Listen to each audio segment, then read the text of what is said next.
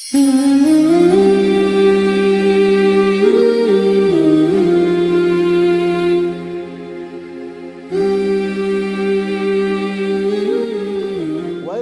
عيسى ابن مريم يا بني إسرائيل إني رسول الله إليكم مصدقا لما بين يدي من التوراة ومبشرا برسول يأتي من بعد اسمه أحمد فلما جاءهم بالبينات قالوا هذا سحر مبين. Surah As-Saff. Isa bin Maryam berkata kepada Bani Israel, wahai Bani Israel, kata Isa bin Maryam, aku adalah utusan Allah kepada kamu. Aku membenarkan apa yang datang terhadap kitab sebelum aku. Kitab itu namanya Taurat. Wa mubasyiran birasulin, dan mengasih kabar gembira kepada kamu dengan datangnya seorang rasul mim ba'di, setelah aku. Ismuhu Ahmad, namanya Ahmad. Jadi dalam Alkitab nama rasul itu disebut sebagai Ahmad. Ahmad Muhammad itu sama saja.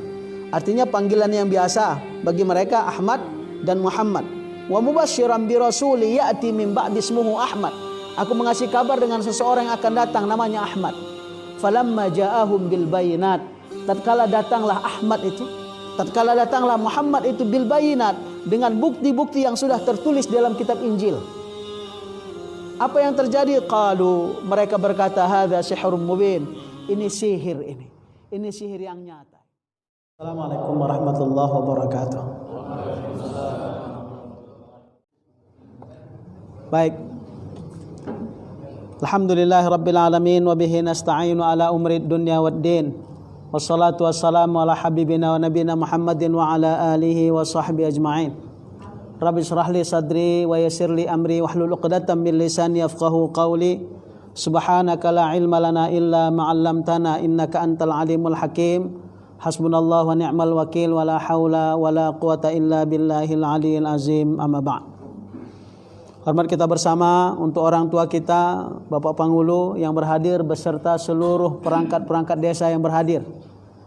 Hormat kita bersama untuk para tokoh masyarakat, para alim ulama, para tokoh pemuda, bapak-bapak, ibu-ibu yang mohon maaf tidak dapat kami sebutkan satu persatu. Semoga kita semua adalah orang yang dimuliakan Allah Subhanahu wa taala. Amin ya rabbal alamin.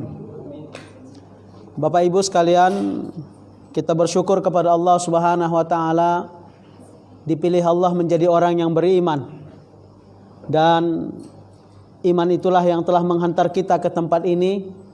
Iman itu pula lah yang membuat kita bertemu pada malam yang berbahagia ini.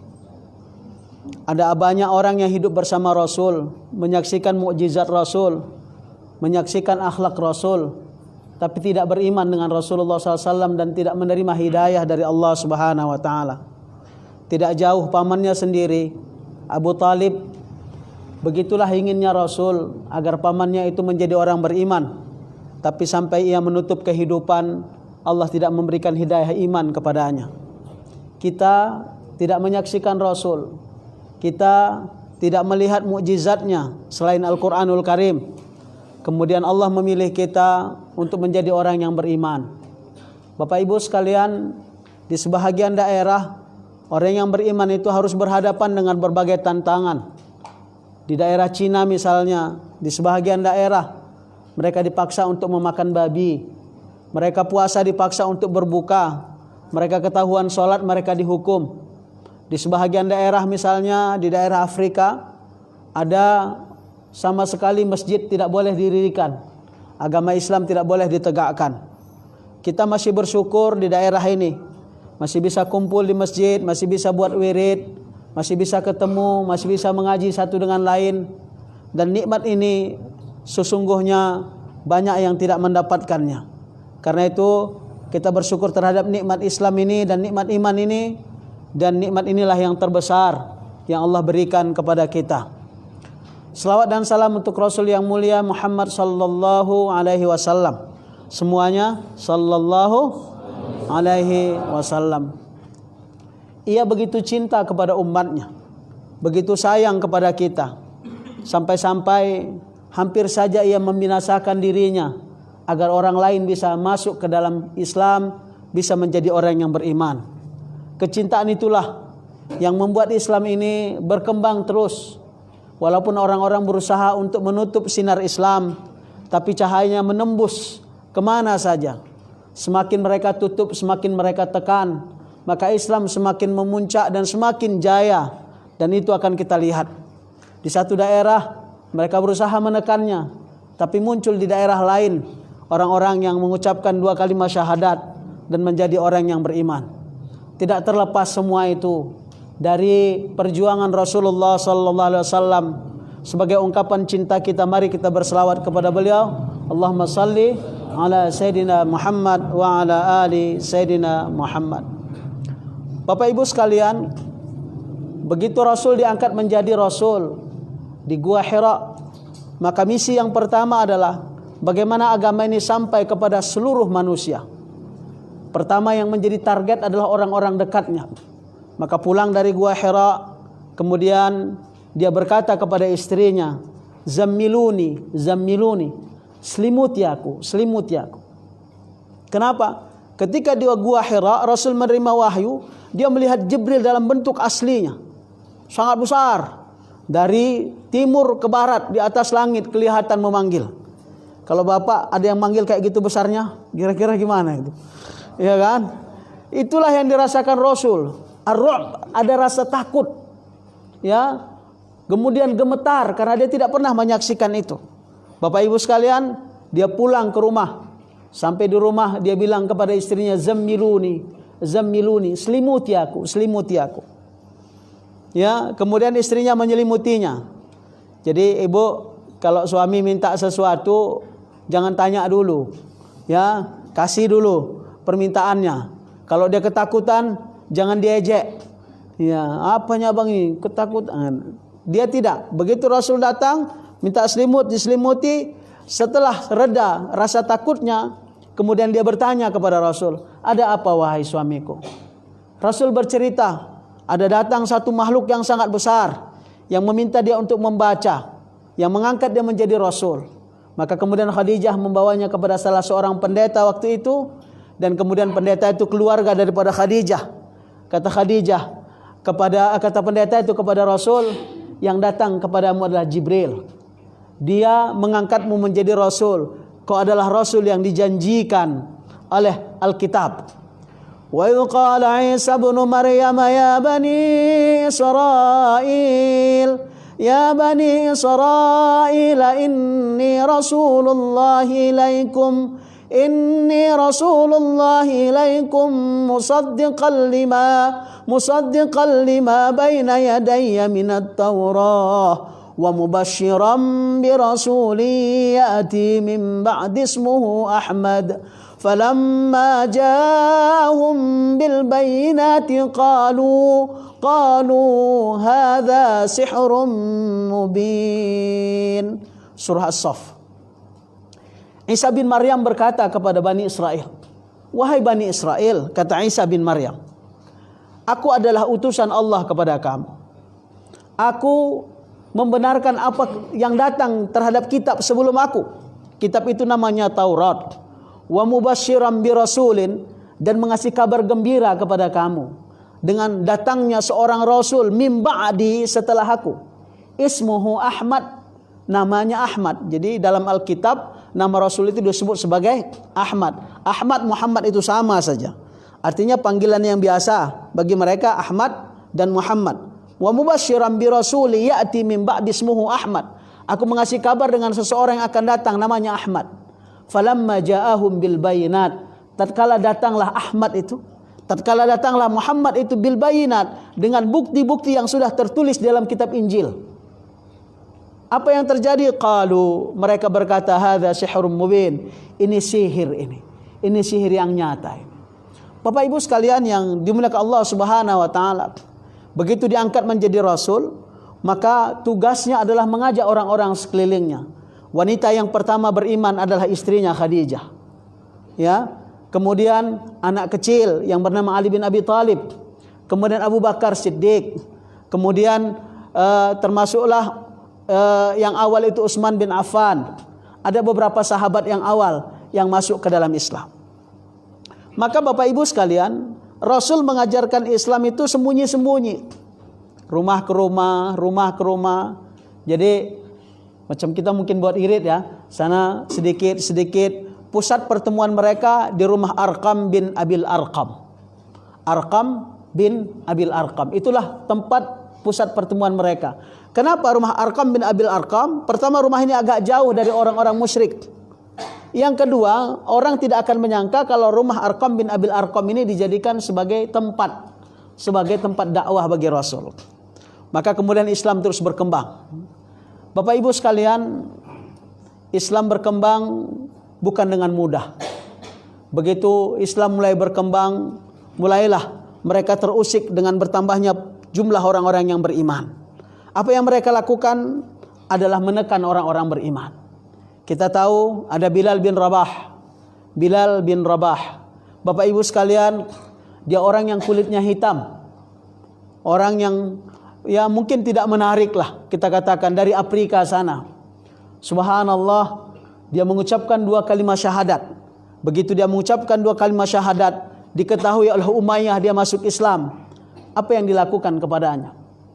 Bapak Ibu, dia dijemur di terik panas matahari, badannya ditimpa oleh batu besar. Jadi mereka timpa batu ke badannya Bilal, kemudian dicambuk Bilal. Dicambuk, meminta agar Bilal keluar dari agamanya, meminta agar Bilal keluar meninggalkan Islam ini. Tapi apa jawab Bilal? Ahad, ahad, ahad. Bapak Ibu sekalian, dipaksa kembali oleh Umayyah, dijanjikan dengan berbagai janji. Apa kata Bilal kepada Umayyah? Tuan memang memiliki tubuh saya ini, karena dia sudah membelinya. Karena Bilal adalah budak kepada Umayyah. Kemudian dia katakan, Tuan memang memiliki tubuh saya ini. Silakan lakukan apapun yang ingin Tuan lakukan kepada tubuh ini. Namun hati saya tidak akan pernah Tuan miliki, karena hati ini telah saya serahkan kepada Allah Subhanahu wa taala, dan tidak akan ada pernah orang yang mampu menggoyangnya. Ahad, ahad, ahad. Bapak Ibu, apa yang terjadi? Lelah mereka menyiksanya. Capek dia memukulnya. Tapi Bilal tidak pernah meninggalkan agama itu. Dan kemudian akhirnya Bilal dimerdekakan oleh sahabat Rasul yang bernama Abu Bakar Siddiq. Bukan hanya kalangan laki-laki. Ada ibu yang tahu, ya saya akan lupa, saya sudah siapkan hadiah sebenarnya, buku-buku kecil di rumah, tapi lupa saya bawanya, buku masalah Ramadan. Ya, ada ibu yang tahu, nanti akan saya kasih bukunya, saya titip kemari. Siapakah wanita pertama yang menjadi syahid di dalam Islam? Kalau tahu nanti saya kasih hadiah buku. Ibu, dengar ke sana suaranya Ibu? Pakai ini nggak jelas, jadi tanpa itu kita. Siapakah wanita pertama yang menjadi syahid di dalam Islam? Ibu, jangan sampai bapak yang menjawab, malu nanti. Ada bapak yang tahu jawabannya? Kita ini sejarah kan? Iya, baca sejarah. Siapa? Khadijah. Siapa? Siapa yang bilang Sumayyah? Ibu. Iya. Ingat ya, Bang Jumono, ibu itu ya. Ya nanti bukunya saya kirim. Benar, Sumayyah. Ternyata orang Bandar Silo ini pintar-pintar, Pak Bang Ulu. Selamat Pak Bang Ulu, masyarakatnya pintar-pintar. Ibu bapak sekalian, Sumayyah adalah orang tua dari Yasir. Orang tua dari Yasir. Jadi Yasir masuk ke dalam Islam, disuruh keluar Islam, dia tidak mau. Karena dia tidak mau keluar dari Islam, dia diikat, kemudian dipanggil, dibawa, diseretlah ayahnya dan ibunya. Ayahnya dan ibunya. Kemudian ditarik di depan Ammar bin Yasir. Anaknya namanya Ammar, mohon maaf. Jadi Ammar ini diikat. Kemudian ditariklah ayahnya bernama Yasir dan ibunya namanya Sumayyah. Di depan Ammar, ibunya disiksa, dicambuk. Cuma satu permintaan mereka, dengan melihat itu. Jadi Bapak Ibu sekalian, kepada para pejuang-pejuang Islam, yang pertama sekali ialah dirusak citranya. Jadi kalau ada pejuang-pejuang Islam yang dia ingin menegakkan kalimat Islam, ingin menegakkan kalimah Allah, ya, bukan ingin menjadi teroris, bukan ingin mengkudeta dan sebagainya, dia ingin agar agama Allah ini diketahui oleh umat Islam. Maka pertama sekali biasanya yang akan dilakukan adalah merusak citra, merusak nama orang itu. Ini yang dilakukan. Merusak namanya, merusak citranya. Jadi itu yang terjadi, mohon maaf, saya melihatnya kepada tokoh-tokoh Islam yang ada di Indonesia. Ada beberapa dirusak citranya. Disebut dia punya hubungan dengan perempuan sana, dengan perempuan sini. Karena dituduh korupsi, tidak ada harta negara mau dikorupsinya. Dia bukan pejabat negara. Bisa dibayangkan siapa orangnya kan? Ya kan? Sudah dituduhlah, dibuatlah chat dengan perempuan misalnya. Kemudian ternyata tidak betul karena mereka sendiri yang mengarang cerita itu. Maka apa yang akan mereka lakukan? Mereka akan menghantamnya secara fisikis.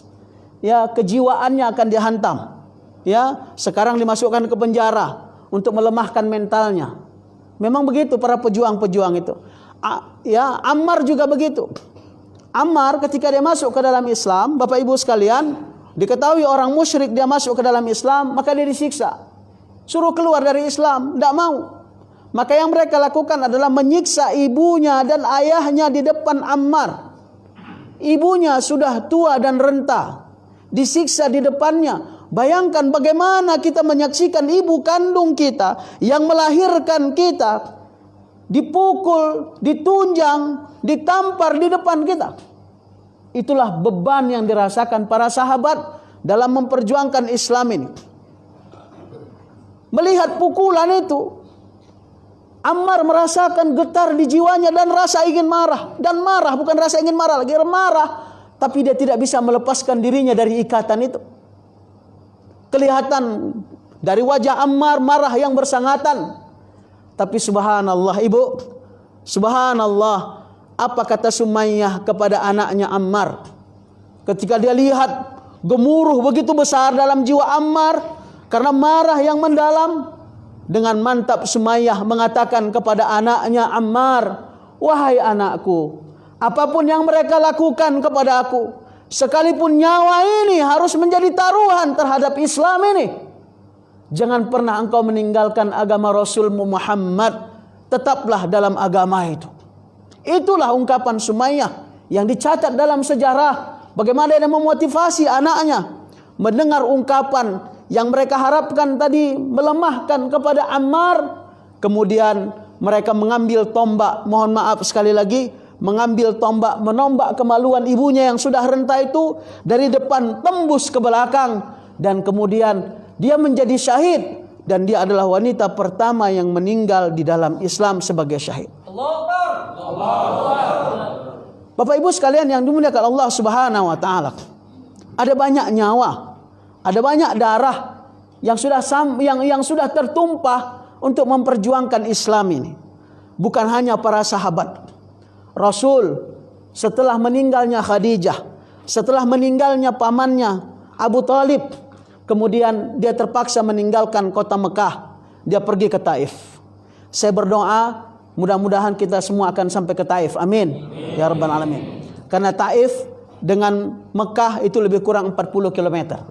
Tidak begitu jauh. Ya mudah-mudahan nanti ada rezeki, ya waktu umrah bisa ke Taif, ya. Ada Pak Rudi, dengan Pak Rudi bisa berangkat umrah kalau mau umrah. Kalau mau haji nunggu waktunya nanti, sekarang masih Covid, ya. Mudah-mudahan bisa sampai ke sana. Berangkatlah Rasul, Bapak Ibu, meninggalkan kota Mekah. Karena sudah tidak bisa lagi dakwah disampaikan di sana. Dia disakiti, sahabat-sahabatnya disakiti. Berangkat Rasul ke Taif. Bapak Ibu sekalian, apa yang diharapkan di Taif? Cuma satu yang diharapkan di Taif, agar orang-orang Taif mau memeluk Islam, agar orang kota Taif mau menerimanya. Tapi subhanallah, subhanallah, begitu beliau masuk ke kota Taif, mengajak umat untuk masuk ke dalam Islam, Bapak Ibu sekalian, yang diterima Rasul adalah lemparan-lemparan batu. Rasul dikejar, terusir dari kota Taif seperti orang gila. Berdarah mukanya karena lemparan batu. berdarah kakinya karena lemparan batu. Beliau bersembunyi, dilempari oleh orang-orang, anak-anak mengejarnya seperti orang gila. Bapak Ibu sekalian yang dimuliakan Allah Subhanahu wa taala, siapa yang tidak marah? Kekasih Allah diperlakukan demikian. Bapak Ibu, akhirnya Jibril datang kepada Rasul, berkata kepada Rasul, "Ya Rasulullah, kalau kau mau aku angkatkan bukit Uhud, aku timpakan kepada mereka." Lihat, setelah melihat Rasul berdarah, setelah melihat Rasul terluka, setelah melihat Rasul terusir dari kota Taif seperti orang gila mereka lakukan. Mereka lempar Rasul dan sakiti Rasul. Jibril mengatakan kepada Rasul, "Kalau kau mau wahai Muhammad, aku akan angkatkan bukit Uhud dan aku timpakan kepada mereka." Coba Ibu, kalau saya yang ditawari itu kira-kira gimana itu? Hah? Atau Bang Samsuri kalau ditawari gitu? Datang ke satu kampung, dilemparin Bang. Ya, udah dilempari, datang malaikat bilang, "Gimana kalau gunung sana saya angkat lempar ke mereka?" Gimana kira-kira jawaban itu? Hah?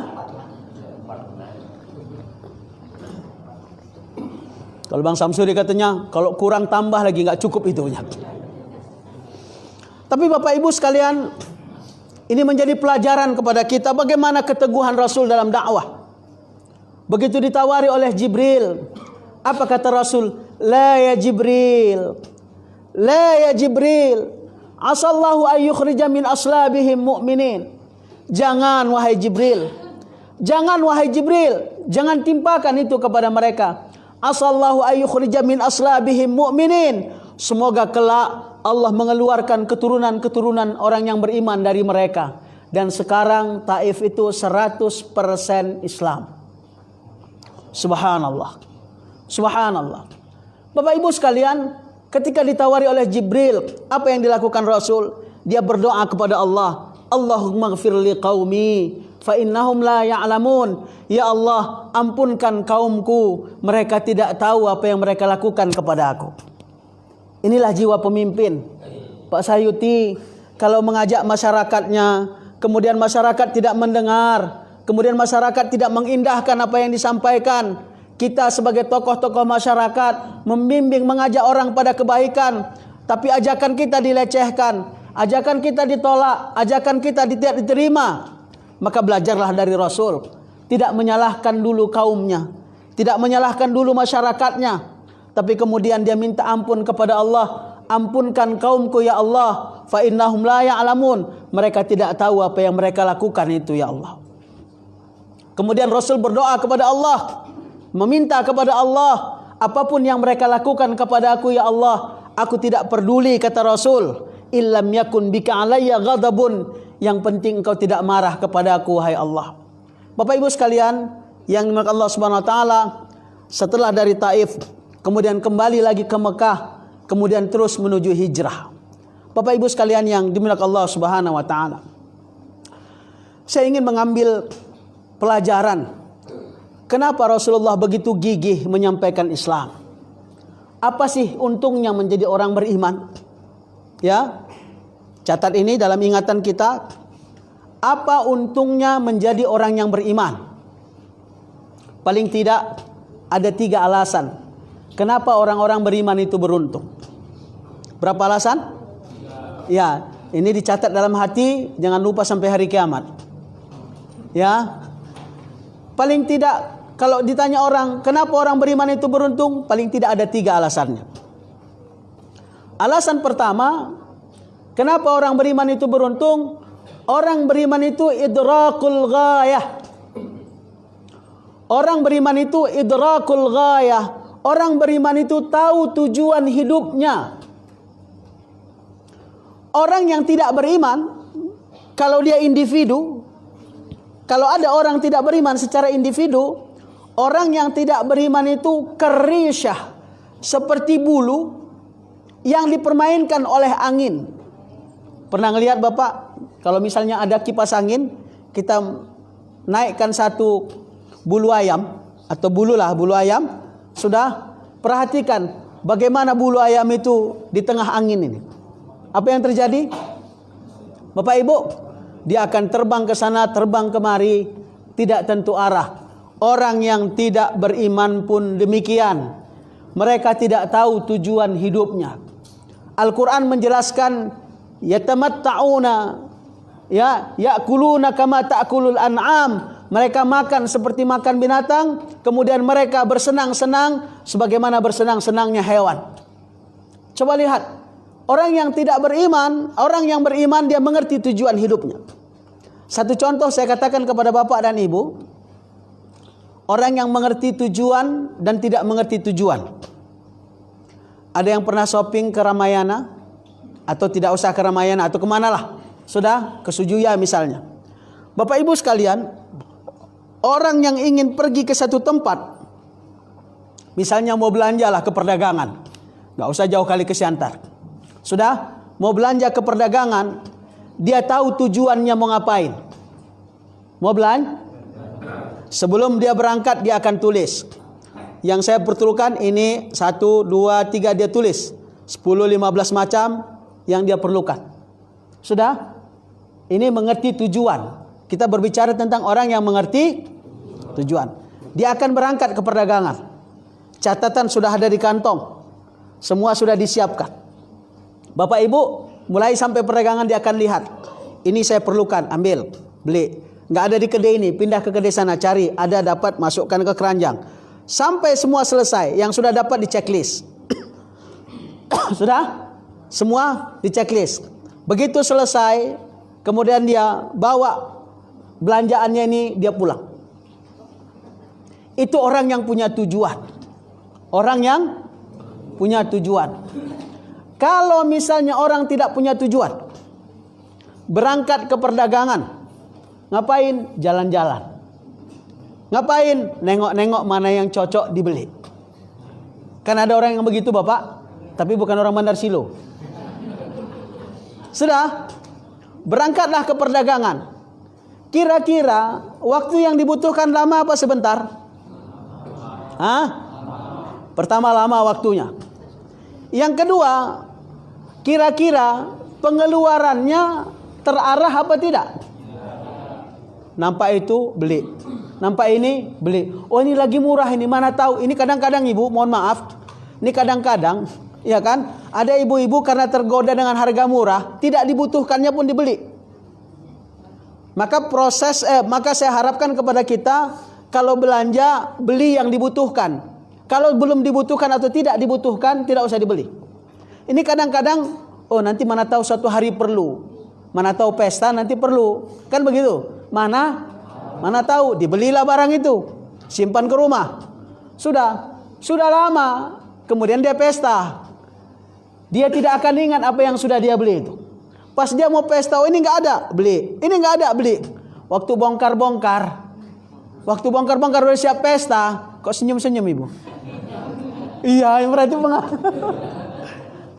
waktu bongkar-bongkar, loh, rupanya ini ada, kemarin beli lagi.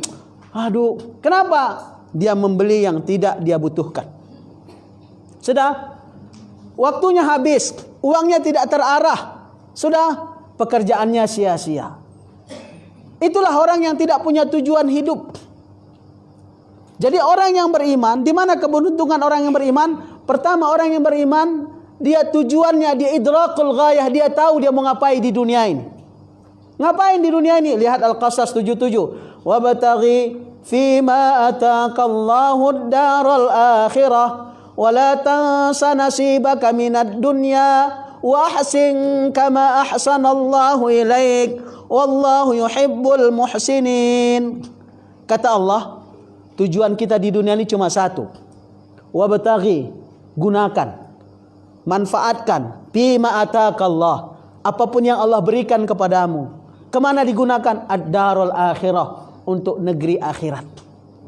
Bapak ibu, nikmat apapun, saya ulang, nikmat apapun yang kita terima di muka bumi ini, jika tidak bermanfaat untuk negeri akhirat kita, maka itu akan menjadi penyesalan. Ada jabatan tidak memberi manfaat untuk hari akhirat, jabatan ini menjadi penyesalan.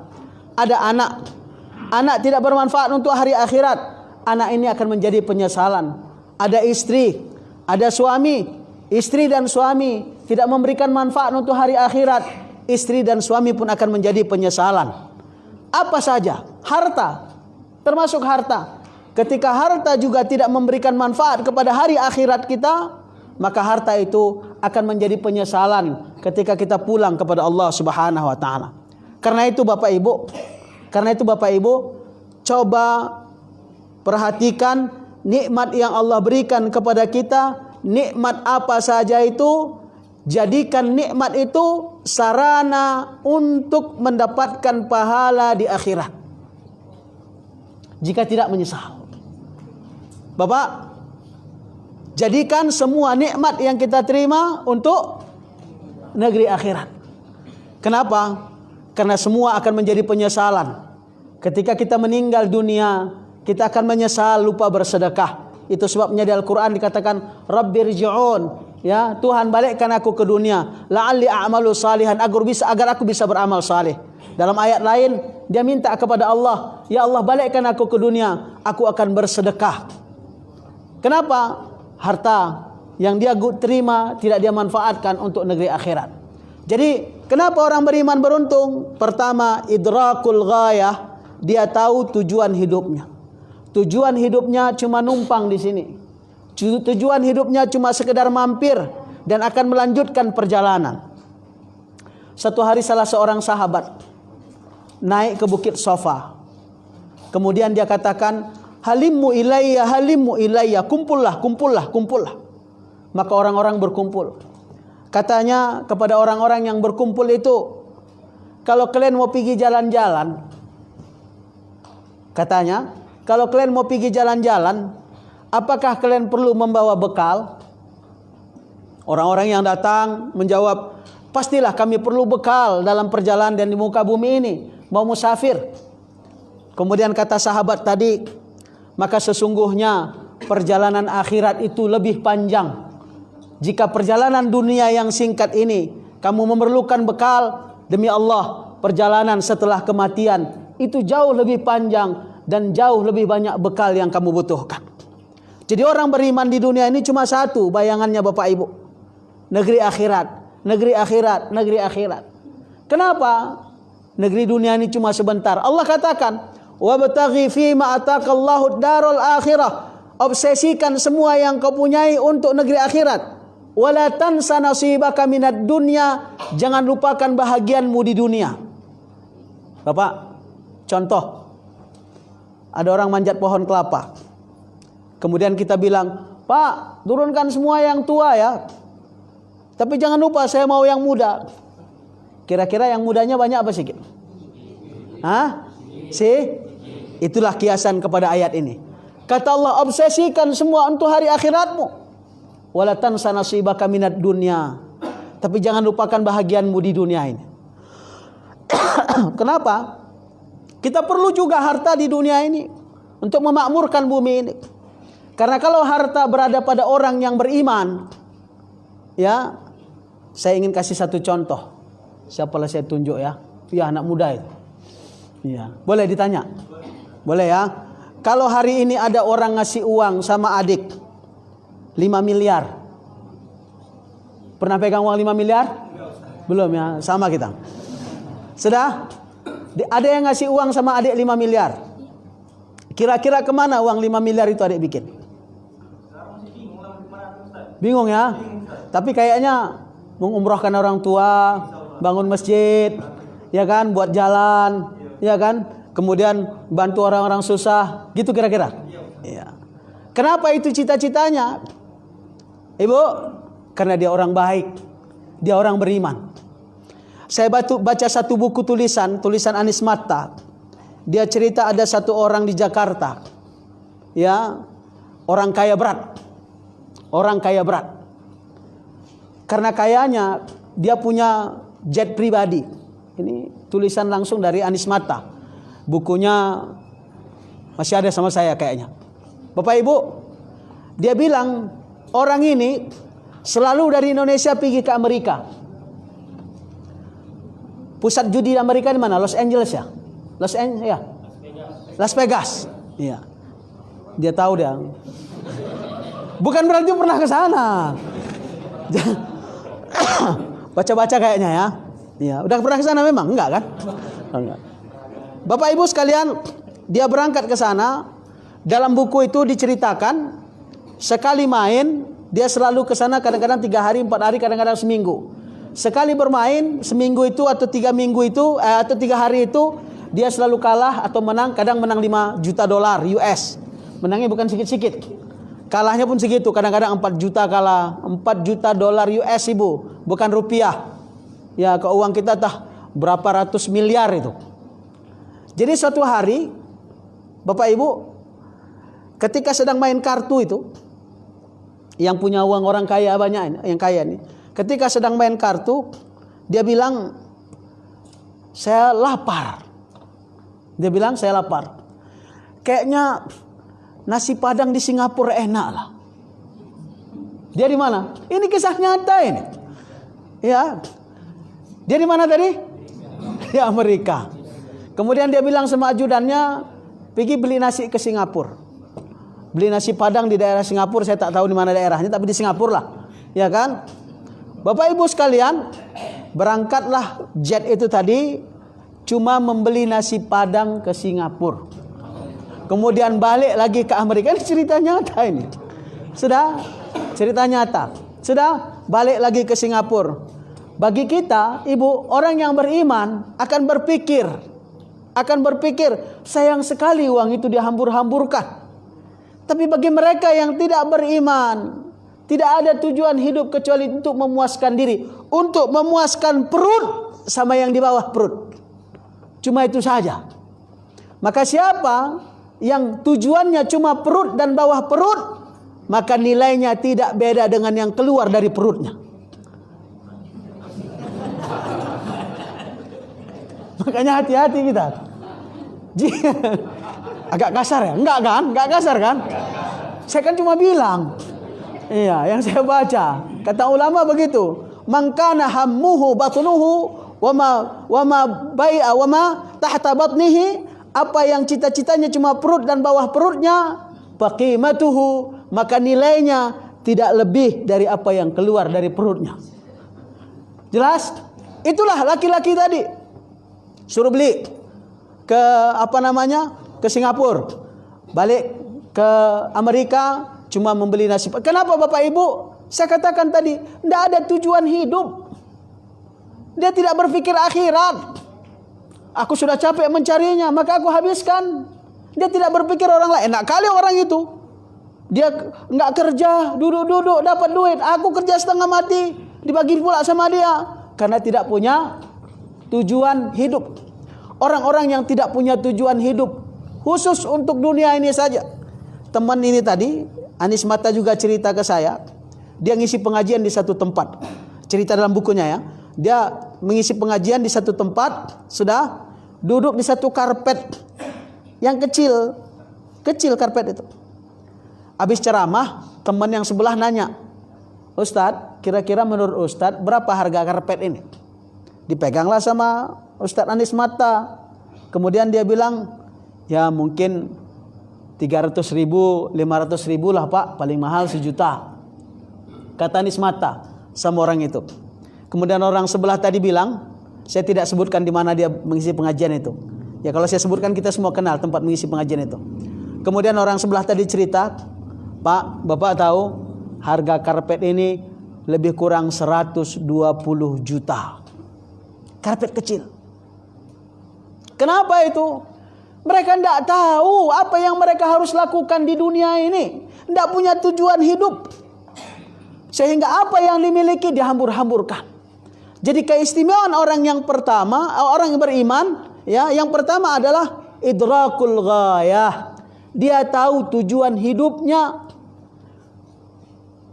Ngapain di dunia? Membawa bekal ke akhirat, memperbanyak kebaikan. Kenapa? Karena kebaikan itulah yang akan membantunya di akhirat. Dalam Al-Quran dikatakan, "Faman thaqulat mawazinuhu fahuwa fi 'ishatir." Faman thaqulat mawazinuhu, siapa yang berat timbangan kebaikannya, apa yang akan dia dapatkan? fahuwa fi 'ishatir radiyah. Dia akan mendapat kehidupan yang diridai oleh manusia, diridai juga oleh Allah Subhanahu wa taala. Kalau orang yang selalu berbuat baik, manusia suka enggak? Kemana-mana kebaikan dia buat. Perhatikan orang yang sering membantu manusia tentang kebaikan, ketika hari meninggalnya coba lihat, saya yakin orang pasti ramai datang ke sana. Tapi orang yang tak pernah pergi takziah, tak ikut wirid, tak peduli, cuma yang dia pikirkan dirinya sendiri, kemungkinan besar tak ada orang yang datang. Kalaupun datang sedikit, orang tak peduli sama dia. Di akhirat, orang-orang yang melakukan kebaikan ini, Allah akan catat termasuk orang yang akan beruntung. Faman thaqulat mawazinuhu fahuwa fi 'ishatir radiyah. Isya kita jam berapa? Berapa menit? 5 menit lagi ya? Ya, kita singkatkan saja ya. Itu yang pertama, kenapa orang beriman beruntung? Dia tahu tujuan hidupnya. Yang kedua, kenapa orang beriman itu beruntung?